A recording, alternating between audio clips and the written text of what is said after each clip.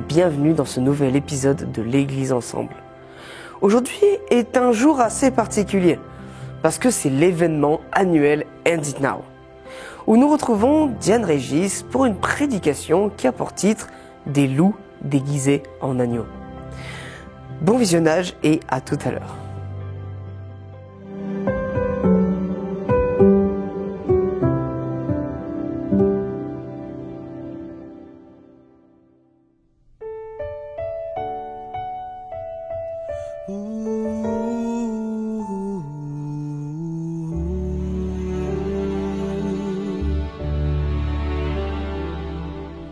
Oh, si je pouvais parler la langue de Canaan pour décrire la gloire et la beauté d'un monde meilleur. Oh, si je pouvais parler la langue de Canaan pour décrire la gloire et la beauté d'un monde meilleur. C'est un monde sans nuit, car la lumière c'est lui, plus de plans de douleur. Oh Seigneur, c'est un lieu de bonheur.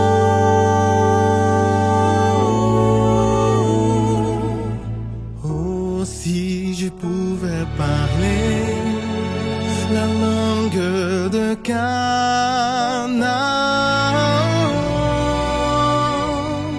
pour décrire la gloire et la beauté d'un monde meilleur.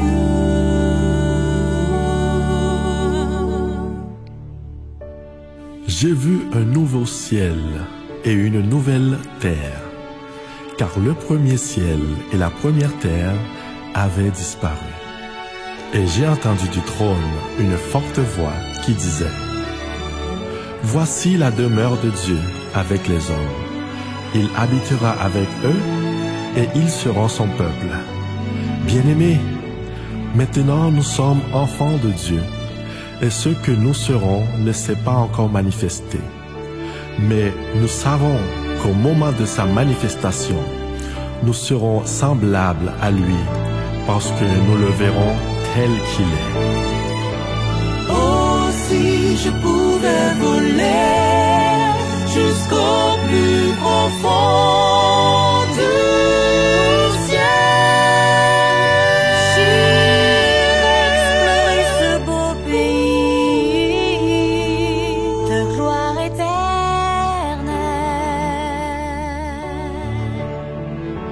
c'est un monde nouveau de justice et de repos. Tout est accompli. Oh Seigneur, c'est un monde de vie.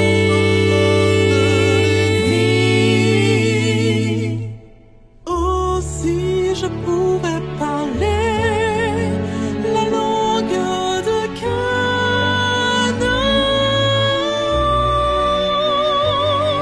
pour décrire la gloire et la beauté d'un monde meilleur. Pour décrire la gloire et la beauté d'un monde meilleur.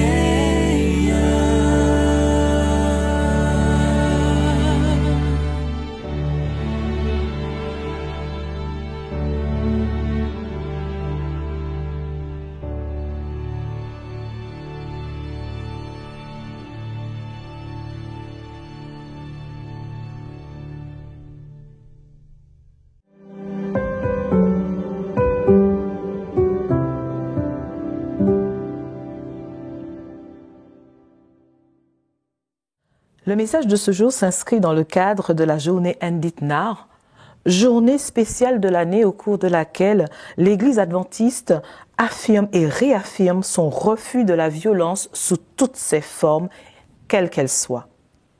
Cette journée, portée par les ministères de la femme, est préparée à l'aide de 6 autres départements. L'association pastorale, la jeunesse, la famille, le ministère auprès des enfants et des adolescents, l'éducation et la santé. Aujourd'hui, nous abordons un thème assez délicat, celui des abus sexuels dans l'Église. Des loups déguisés en brebis. Ou quand ceux qui prétendent être disciples de Jésus font du mal aux autres. Ou encore quand les abus sexuels sont perpétrés par des chrétiens ou des responsables chrétiens. Jésus nous dit dans Matthieu 7, verset 15, « Gardez-vous des faux prophètes. Ils viennent à vous en vêtements de brebis, mais au-dedans, ce sont des loups ravisseurs. » Dans ce passage, il fait allusion à l'analogie qui compare l'Église aux brebis du Seigneur, tant dans l'Ancien que dans le Nouveau Testament. Nous aimerions tous croire que nos églises sont des lieux sûrs où les bergers et les brebis vivent selon les normes de Dieu. Malheureusement, nous savons par expérience que ce n'est pas toujours le cas. Nos églises sont remplies de personnes imparfaites et brisées. En fait, nous rencontrons parfois des loups déguisés en brebis ou encore même des loups déguisés en bergers. Certains bergers ont, comme le déclare Jérémie dans Jérémie 10, verset 21, perdu la raison. Ils ne recherchent plus la sagesse du Seigneur. Les abus se produisent dans les églises et les communautés de toutes les confessions. Et l'impact des abus est toujours grave, mais il est multiplié lorsque les abus sont perpétrés par une personne qui prétend être disciple de Jésus. Il est encore plus dommageable lorsqu'il est le fait d'un berger du troupeau, d'un responsable, d'un enseignant ou d'un pasteur. Comment des choses aussi hideuses que les abus peuvent-elles se produire dans l'Église? Si on regarde une église typique, tout le monde a l'air très gentil. Presque tout le monde est baptisé. Nous prêchons l'évangile, la bonne nouvelle, le message des 3 anges dans le monde entier. Le Seigneur regarde son église comme la prunelle de son œil. Comment les problèmes et la douleur des abus peuvent-ils exister alors dans l'église? 2 raisons peuvent être portées à notre réflexion. La première, c'est que nous vivons dans le monde de Genèse 3 et partout où l'humanité déchue est rassemblée, eh bien, il y a des problèmes. La deuxième, c'est que l'Église est l'endroit préféré du diable pour travailler. Nous pensons parfois que l'agresseur est un étranger, quelqu'un qui passe par la fenêtre ou qui s'approche d'une personne dans une ruelle sombre. Cependant, la plupart des abus commis sur les enfants sont le fait de quelqu'un que l'enfant connaît et aime. Généralement, quelqu'un en qui il a confiance et dont il dépend. Il s'agit parfois d'un membre de la famille. Il peut également s'agir d'un proche ou d'un voisin, car 91% des abus sexuels commis pendant l'enfance sont le fait d'une personne que l'enfant et sa famille connaissent et en qui ils ont confiance. L'Église est le corps du Christ. L'Église est la famille de Dieu. Ainsi, tout comme les abus sexuels se produisent au sein de la famille, ils se produisent également dans la communauté de foi. Où allons-nous trouver des personnes que nous connaissons et en qui nous avons confiance? Où allons-nous trouver un endroit où laisser tomber nos protections? Dans nos familles et à l'église. On estime qu'environ 1 garçon sur 10 et 1 fille sur 5 seront victimes d'abus sexuels dans leur enfance. Et même si nous n'aimons pas le reconnaître, des études menées au sein de notre Église montrent des statistiques similaires. Voici quelques exemples qui nous permettront de réfléchir. Sarah a été séduite par le directeur de son école. En s'arrangeant pour qu'elle soit sa secrétaire, il pouvait rester avec elle dans le bâtiment, après les cours, ou l'appeler aussi à certains moments hors de la classe pour l'aider dans une autre partie du bâtiment.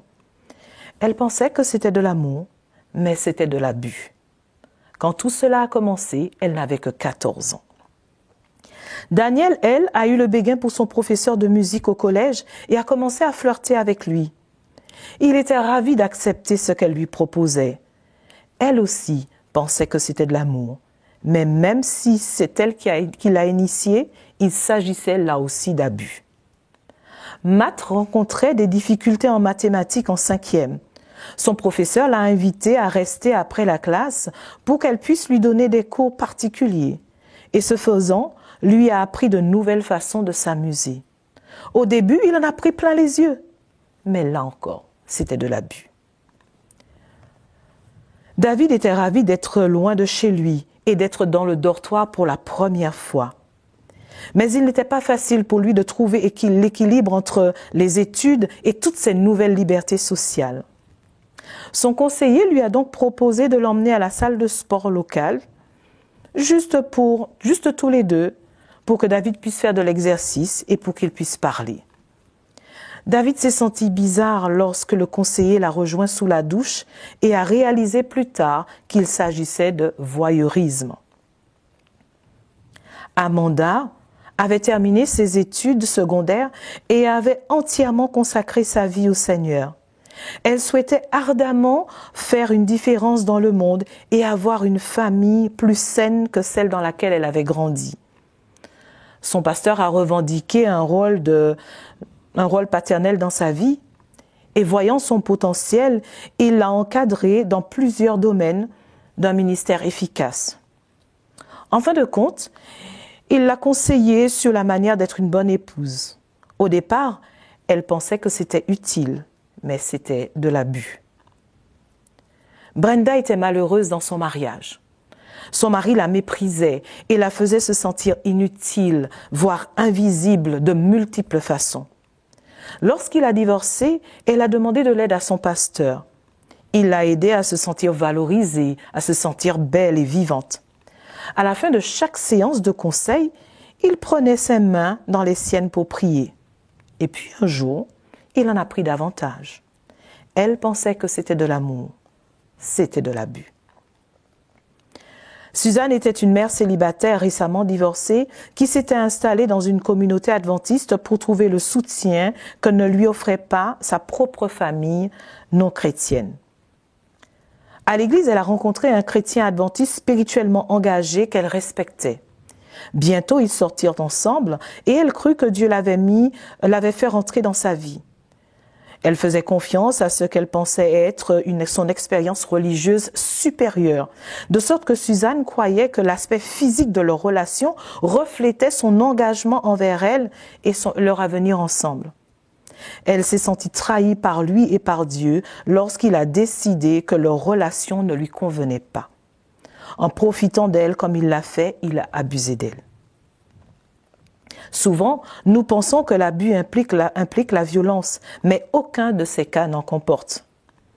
Aucun d'eux n'indique que la victime a résisté à l'abus ou qu'elle a cherché de l'aide.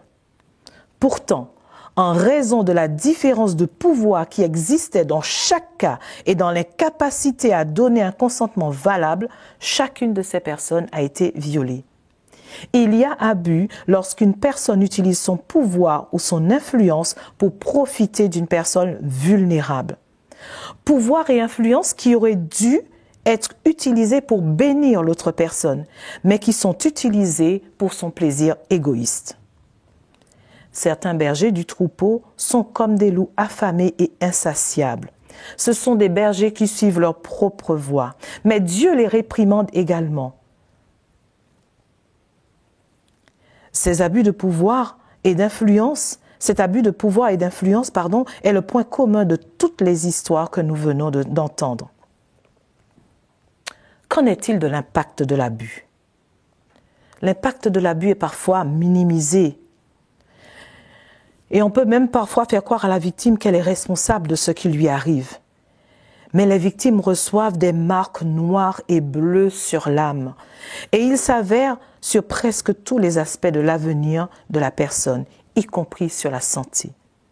Les recherches montrent que les types de maltraitance dans l'enfance sont susceptibles d'endommager le cerveau en développement de l'enfant, le prédisposant à des problèmes de santé mentale et physique tout au long de sa vie et augmentant les risques de problèmes de toutes sortes, sociaux, émotionnels, comportementaux et scolaires. La maltraitance augmente la probabilité de comportements addictifs chez les adolescents ainsi que le comportement à haut risque. Elle augmente également les risques d'une grande variété de problèmes professionnels, juridiques, financiers et sociaux, et même le développement de maladies chroniques telles que les maladies cardiaques ou le diabète. Le secret de l'abus crée un sentiment d'isolement et de déconnexion des autres qui interfère avec le développement social et émotionnel normal. Les abus sexuels sont particulièrement préjudiciables au cœur même de l'identité d'une personne. Lorsqu'ils sont subis pendant l'enfance, ils augmentent les risques de dépression, d'anxiété et d'autres problèmes de santé mentale à l'âge adulte. Lorsqu'un enfant ou un adulte est victime d'un abus sexuel, il en résulte un niveau de honte et de culpabilité accompagné d'un sentiment de dévalorisation que certains, s'ils ne reçoivent pas d'aide, ne parviennent jamais à surmonter. Et lorsque l'abus est perpétré par un chrétien, le dommage est d'autant plus grand qu'il s'accompagne d'un abus spirituel. Les traumatismes et les abus amènent toujours à remettre en question sa foi ou son système de croyance. Mais les abus sexuels perpétrés par une personne en position d'autorité spirituelle peuvent démolir la foi. Quel est l'effet sur votre foi lorsqu'il s'avère que vous n'avez pas pu faire confiance à ceux qui vous ont enseigné? Deux facteurs déterminent l'impact de l'abus sur la victime. Premier facteur, l'impact de l'abus sur une personne est déterminé dans une large mesure par le niveau de stabilité émotionnelle et sociale de la victime avant l'abus. Malheureusement, ce sont souvent les personnes vulnérables qui manquent de stabilité émotionnelle et sociale dans leur vie et qui sont les premières cibles des abus. Les personnes vulnérables sont par définition plus démunies, moins susceptibles de parler et moins susceptibles d'être crues si elles le font. L'une des choses donc les plus importantes que l'Église peut faire, que les églises peuvent faire pour se prémunir contre les abus, c'est de soutenir et de renforcer les familles. Deuxième facteur déterminant de l'impact, l'impact de la maltraitance est également déterminé par la réaction des adultes ou des personnes en position d'autorité ou d'influence lorsque la maltraitance est signalée. Il est souvent difficile pour une victime de parler à qui que ce soit en raison des sentiments de culpabilité et de honte qu'elle éprouve. Nombre d'entre elles se sentent victimes, mais estiment aussi être responsables de ce qui s'est passé et craignent de se dénoncer elles-mêmes si elles parlent. C'est particulièrement vrai si l'auteur de l'infraction a rendu l'expérience agréable ou excitante. Si une victime n'est pas crue, ou si les détails de son histoire sont contestés ou mis en question, l'impact de l'abus s'intensifie. Les victimes sont parfois blâmées pour ce qui s'est passé, et parfois même les jeunes enfants. Les gens ont parfois du mal à croire les informations négatives concernant une personne qu'ils respectent et admirent. Et la dissonance cognitive qui en découle fait qu'il est plus facile de croire que l'histoire a été inventée ou tout le moins exagérée. C'est l'une des raisons pour lesquelles de nombreuses victimes ne parlent jamais. En plus de leur honte, elles craignent de ne pas être crues. Prenons l'exemple de Sarah. Sarah a connu deux réactions différentes lorsqu'elle a eu le courage de dénoncer son agresseur. Lorsqu'elle a dénoncé le directeur de l'école, eh bien, certains responsables de la fédération se sont dit, finalement, il a admis les faits aussi, et il est honnête. Et comme ça fait longtemps que ça s'est passé, eh bien, qu'est-ce qu'on peut y faire maintenant? Sarah non plus ne savait pas ce qu'il fallait faire. Mais leur décision de le garder comme directeur de l'école était un nuage sombre au-dessus d'elle. ignorer les abus qu'elle avait subis pendant des années, ignorer l'impact qu'il avait eu sur sa vie, le considérer comme honnête sur ce sujet parce qu'il avait admis les faits, était une offense non seulement à Sarah, mais aussi à notre Seigneur, qui a dit qu'il vaudrait mieux qu'une meule de moulin soit suspendue au cou de quelqu'un plutôt que cette personne égare un enfant. Matthieu 18, verset 6. Quelques années plus tard, le directeur a déménagé dans une autre fédération où les responsables d'église comprenaient mieux les abuseurs et le risque permanent qu'ils représentent pour les autres. Providentiellement, ils ont entendu parler de l'histoire de Sarah avant qu'il ne prenne ses fonctions. Ils ont alors contacté Sarah pour confirmer la rumeur. Le directeur a été licencié et des mesures appropriées ont été prises pour limiter sa capacité de leadership dans l'église locale. C'était extraordinaire pour Sarah. Mais ce n'était pas tout. Le président de la fédération l'a appelée pour la remercier de son aide. Elle était stupéfaite. De plus, au nom de l'église, il s'est excusé pour ce qu'un employé de l'église lui avait fait et pour ce que l'église n'avait pas fait lorsqu'elle en avait eu connaissance. Ses excuses et la justice des limites imposées à son agresseur ont apporté une belle guérison à Sarah. Parfois, lorsque la victime a effectivement agi de manière séduisante, ce n'est pas toujours facile et elle est souvent blâmée. Mais peu importe que la victime ait agi de manière séduisante ou pas, comme dans le cas de Daniel, c'est l'adulte qui doit être considéré comme responsable. C'est l'adulte qui doit mettre des barrières, qui doit mettre des limites et qui doit faire ce qu'il faut pour que l'enfant ou l'adolescent n'aille pas plus loin. Les victimes peuvent être blâmées pour différentes raisons. Par exemple, pour la manière dont elles ont peut-être pas pu traiter la chose. On leur reproche parfois de ne pas avoir utilisé Matthieu 18. Utiliser Matthieu 18, lorsqu'une victime a affaire à un agresseur, sera probablement non seulement inefficace, mais surtout dangereux. Parce que ça signifie mettre la victime face à son agresseur. Il faut mettre en place des plans d'action de sécurité chaque fois qu'une accusation est portée contre un membre de l'Église. Cela protège toutes les personnes impliquées, y compris l'auteur de l'infraction. Si je vous disais le nombre moyen de victimes d'un agresseur avant qu'il ne soit tenu pour responsable, vous ne me croiriez pas. Cela donne à réfléchir. C'est possible parce que souvent dans un effort de grâce ou de présomption d'innocence, jusqu'à preuve du contraire, surtout si nous connaissons et aimons l'accusé, eh bien, nous ne donnons pas souvent crédit à ce que dit l'accusateur. Et parfois nous nous trompons. Malheureusement, lorsqu'on leur donne à ces accusés une deuxième chance ou une troisième chance, ils font souvent tort à d'autres personnes. Et c'est ce qui s'est passé dans le cas de David, le jeune homme qui a été victime de voyeurisme. On a appris plus tard que ce responsable l'avait déjà fait auparavant, mais qu'aucune véritable décision avait été prise.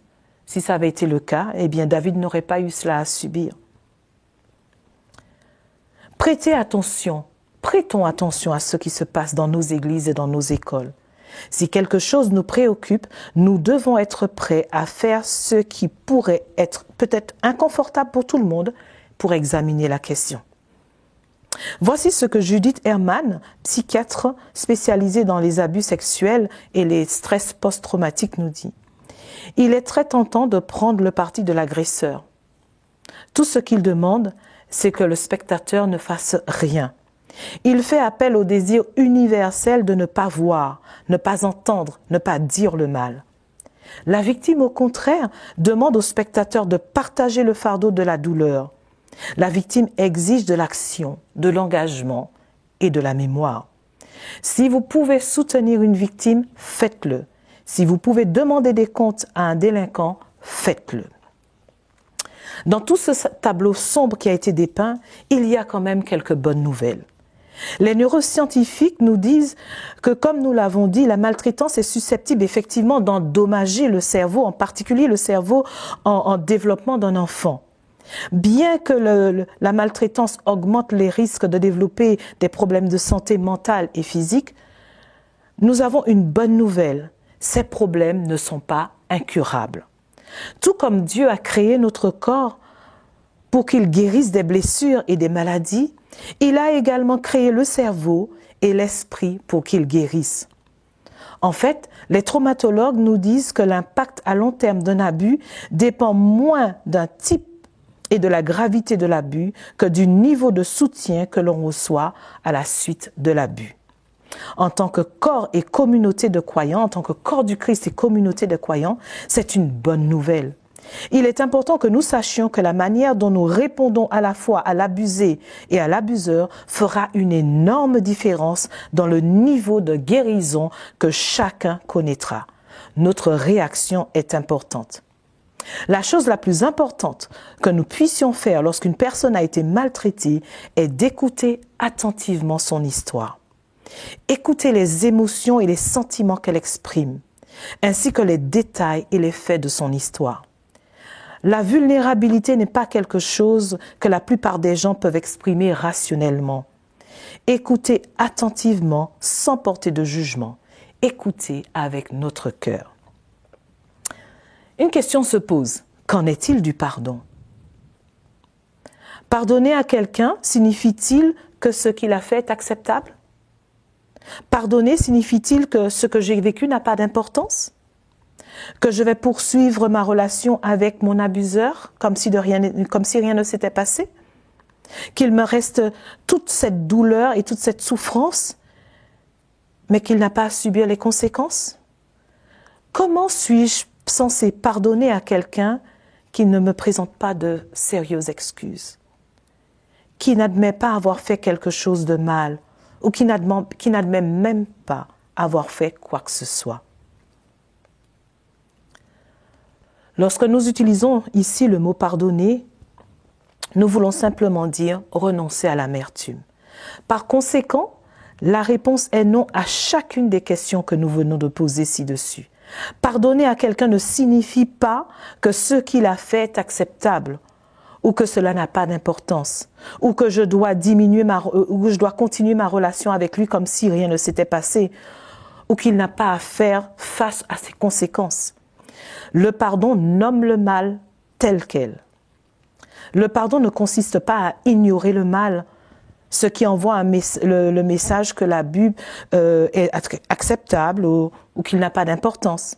Le pardon permet en fait d'évacuer nos émotions douloureuses, sans permettre à l'auteur des abus de continuer à exercer son pouvoir sur nous. C'est prendre le contrôle de son cœur et de son esprit et aller de l'avant. En tant que chrétiens, nous voulons que tout le monde puisse s'aimer et s'entendre. Nous voulons que les gens se réconcilient. Nous voulons aussi que les choses redeviennent comme avant. Cependant, la réconciliation avec l'agresseur, même avec le pardon, n'est pas toujours possible et n'est pas recommandée. La Bible aussi nous parle d'abus. Nous avons celui du roi David et de Bathsheba. La différence de pouvoir entre David et Bathsheba, ainsi qu'entre David et Uri, son mari, a joué un rôle important dans cette histoire. Lorsque le roi a demandé à Bathsheba de venir le voir, elle a obéi. David a abusé de son pouvoir et de son autorité légitime donnée par Dieu. Autorité et pouvoir donnés par Dieu, pas pour son bénéfice personnel, mais pour conduire le peuple. Puis il a utilisé ce même pouvoir et cette même autorité pour tenter de dissimuler ce qui s'était passé avec Bathsheba. Dieu avait quelque chose pourtant à dire à David à propos de ce qu'il avait fait. Et bien que David se soit repenti et ait été pardonné, il en a payé le prix fort le reste de sa vie. Une autre histoire biblique d'abus par un chef spirituel est celle de Simon le pharisien. Nous lisons son histoire dans Luc 7, versets 36 à 50, et beaucoup pensent qu'il a violé Marie, sœur de Marthe et de Lazare. Ellen White dit que Jésus désirait que Simon voie à quel point sa culpabilité était grande. Il voulait lui montrer que son péché était plus grand que celui de Marie. Une autre expérience encore, une autre référence encore à l'abus par un chef spirituel concerne les fils d'Élie, Ophni et Phinehas, qui en tant que prêtres profitaient des jeunes femmes qui assistaient à l'entrée du tabernacle. Nous lisons cela dans 1 Samuel 2, verset 22.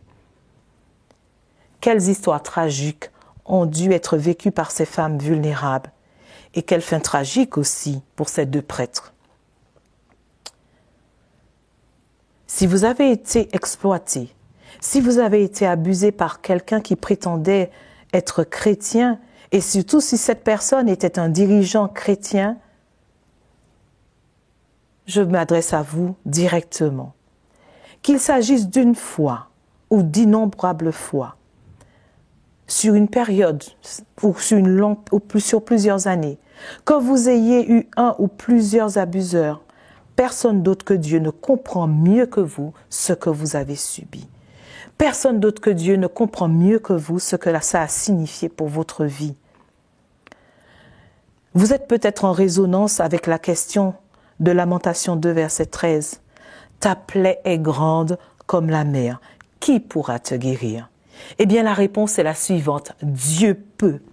Dieu peut te guérir.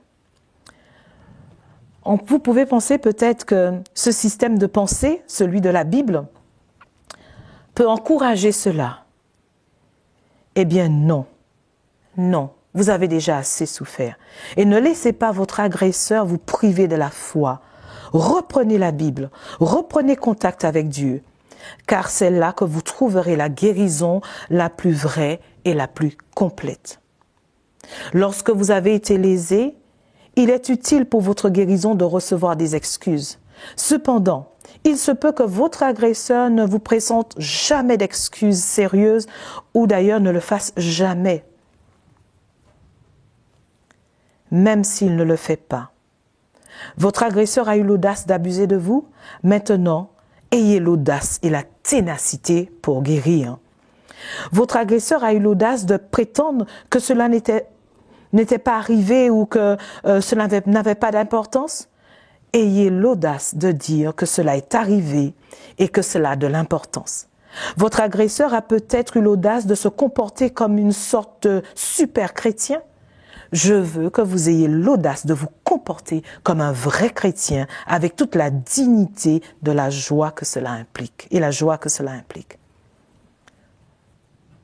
Chers amis, ne laisse pas cette expérience te définir ou déterminer le reste de ta vie. L'Église et le monde ont besoin de toi. Dieu a besoin de toi. Il a besoin de ton énergie, de ton point de vue, des dons offerts par Dieu. Dieu a une place pour toi dans son royaume et une place ici sur terre où tu es le seul à pouvoir faire la différence. Alors, cherche la guérison, cherche de l'aide et va de l'avant. C'est le moment. Si vous êtes coupable d'abus, quelle sera votre réponse aujourd'hui? Vous pouvez aller à Dieu tel que vous êtes, tout lui confesser, accepter son pardon et décider de le suivre, rechercher et accepter l'aide de Dieu et de l'aide aussi professionnelle. La force, la grâce et la paix de Dieu vous aideront à faire face aux conséquences. C'est maintenant qu'il faut agir. Chers amis, chers frères et sœurs, vous n'avez peut-être jamais connu la maltraitance, mais vous en avez déjà peut-être entendu parler. Que ferez-vous de ce que vous avez entendu aujourd'hui? Comment réagirez-vous face à une personne qui souffre de maltraitance? Comment réagirez-vous face à l'agresseur? Que vous soyez la victime, l'agresseur ou le spectateur, Jésus est notre berger, notre bon berger. Et Jésus peut guérir nos blessures physiques, émotionnelles. Il peut nous nourrir spirituellement et nous donner la paix. Un berger prend soin de ses brebis en les guérissant, en les nourrissant et en les conduisant vers des eaux tranquilles. Voyant la foule, Jésus eut pitié d'elle parce qu'elle était affligée et abattus, comme des brebis qui n'ont pas de berger. Matthieu 9, verset 36. Jésus a réagi avec compassion. Je vous invite à regarder le bon berger et à réagir avec compassion comme il l'a fait. Il leur fournit tout ce dont ils ont besoin. Lorsque vous lui demandez de l'aide et la guérison, revendiquez ses promesses. Ésaïe 40, verset 11, « Il gardera son troupeau comme un berger. Il rassemblera ses agneaux dans ses bras et les portera dans les plis de sa robe. » Jean 10, verset 11, « Je suis le bon berger. Le bon berger donne sa vie pour ses brebis. » Apocalypse 7, verset 17, « Car l'agneau qui est sur le trône sera leur berger. Il les conduira à des sources d'eau vive, et Dieu essuiera toute larme de leurs yeux. » Cher Père Céleste, comme ton cœur doit être affligé par les abus qui se produisent dans ce monde et aussi dans notre Église, pardonne-nous, Seigneur, de ne pas avoir été plus attentifs. Ouvre nos yeux et donne-nous la sagesse et le courage de changer les choses à l'avenir. Surtout, guéris-nous, Seigneur, guéris-nous tous, au nom de Jésus. Amen. Merci à Diane Régis pour ce temps de partage. Si vous n'êtes pas encore abonné, je vous invite à le faire et à cliquer sur la cloche pour plus de vidéos. Si vous le souhaitez, vous pouvez aussi donner vos offrandes en cliquant dans le lien qui se trouve dans la description. Je vous dis bon sabbat et à la semaine prochaine.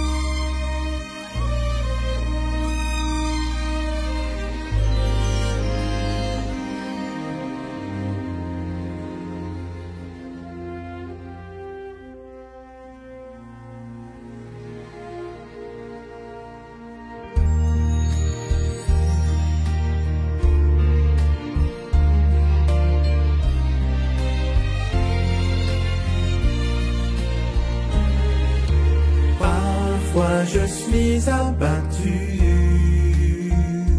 je ne sens plus ton amour en moi, Seigneur.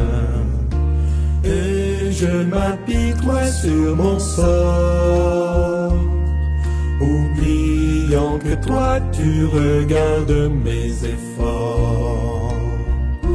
Si je dois souffrir un peu, je sens purifié du feu.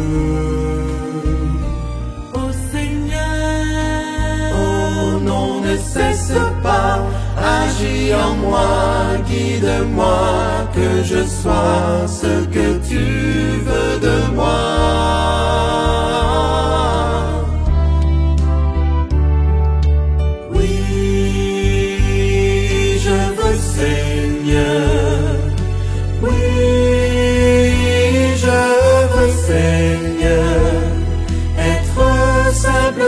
Ce que tu veux que je sois.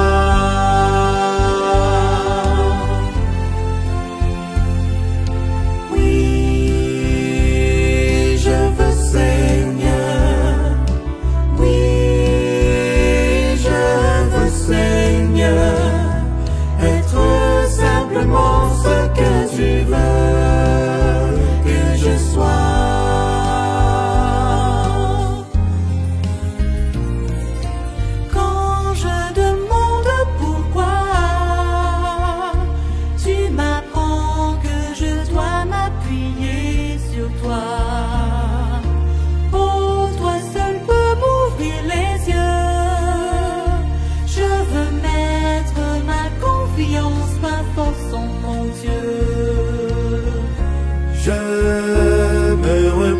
Sur toi, je vis ma vie par la foi. ô Seigneur, agis en moi, guide-moi, que je sois ce que tu veux de moi.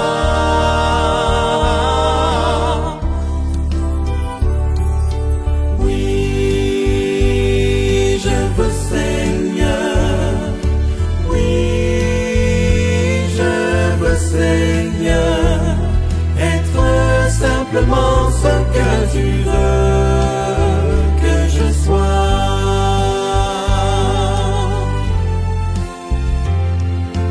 Oui, je veux, Seigneur, oui, je veux, Seigneur, être simplement ce que tu veux que je sois.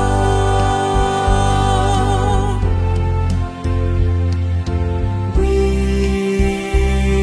je veux, Seigneur, oui, je veux, Seigneur.